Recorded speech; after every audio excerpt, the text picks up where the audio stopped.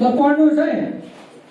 Traffic भन्नाले सडकमा गुड्ने हिँड्ने चिज वस्तुहरू जेसुकै सडकमा चाहिँ गुड्ने हिँड्ने भन्नाले सडकमा गाडीहरू गुड्छन् हामी हिँड्छौँ वा सडक प्रयोगकर्ताहरू जुनसुकैले पनि हामी के भन्छौँ ट्राफिक भनेर भन्छौँ। बनाउने वा तपाईँ हाम्रो यात्रालाई चाहिँ व्यवस्थित बनाउने इकाइ चाहिँ ट्राफिक प्रहरी हो।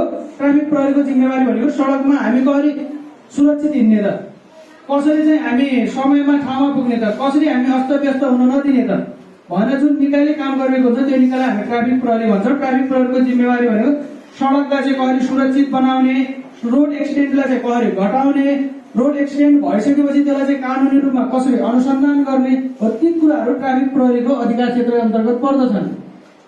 र नेपालको कन्टेक्स्टमा हेर्दाखेरि सबभन्दा सर्वप्रथम 1958 सालमा पहिलो नेपालमा चाहिँ गाडी भित्रिएको देखिन्छ। सुन्नु होला है, थोरै धेरै बेर लाग्दैन है, क्लासमा एकदम फास्ट जान्छु। देखिने क्या हो 1958 सालमा पहिलोचोटि नेपालमा चाहिँ बोकेर काठमाडौँमा गाडी भित्रिएको हो। 1958 विक्रम सम्वत 1958 भन्नाले 123 वर्ष अगाडि। अब 123 वर्ष अगाडि पहिलो गाडी भित्रिएको अहिलेको कन्टेक्स्टमा हेर्ने हो भने नेपालमा चाहिँ 35 देखि 40 लाखको बिचमा गाडीहरू पुगिसकेका छ। गाडीको संख्या एकदम तीव्र रूपमा वृद्धि भएको छ। त सडकमा चाहिँ सुरक्षित कसरी हुने त? सडकमा हिँड्दाखेरि हामीले ख्याल गर्नुपर्छ। हिँड्दाखेरि अब मेरो यो 4वटा टपिकमा रहेर चाहिँ तपाईँहरूलाई चाहिँ स्लाइडहरू आउँछ, अगाडिको प्रेजेन्टेसन आउँछ।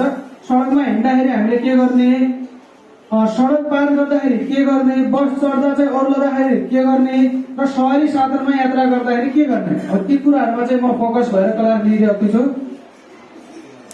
सुरुमा चाहिँ हाम्रो पैदल यात्रीहरूले हिँड्ने स्थान हाम्रो हामीले चाहिँ हिँड्दाखेरि जहिले पनि सडक पेटीहरू युज गर्नुपर्छ के। अब यसमा सडक पेटी तपाईँले देख्नुहुन्छ अहिले अक्षरहरू क्लियर आइरहेको छैन, यो सडक पेटी भनेर लेखेको हो। यो सडक पेटीहरू मात्र युज गरेर हामीले हिँड्नुपर्छ। अनि त्यस्तै सडक पेटीमा पनि हाम्रो यस्तो चाहिँ एउटा तल हाम्रो चाहिँ आँखा नदेख्ने मान्छेको लागि बनाएको हुन्छ। यो यहाँ चाहिँ छैन, काठमाडौँतिर धेरै ठाउँमा चाहिँ बनाएको छ, प्र्याक्टिसमा छ। उसले चाहिँ आफ्नो लट्ठीको सहायताले हिँड्न सक्छ सडक पेटीमा। त्यस्तै हामीले सडक युज गर्दाखेरि जहिले पनि कुन किनाराबाट हिँड्नुपर्छ? फुटपाथ नभएको सडकमा। कसैलाई आइडिया छ?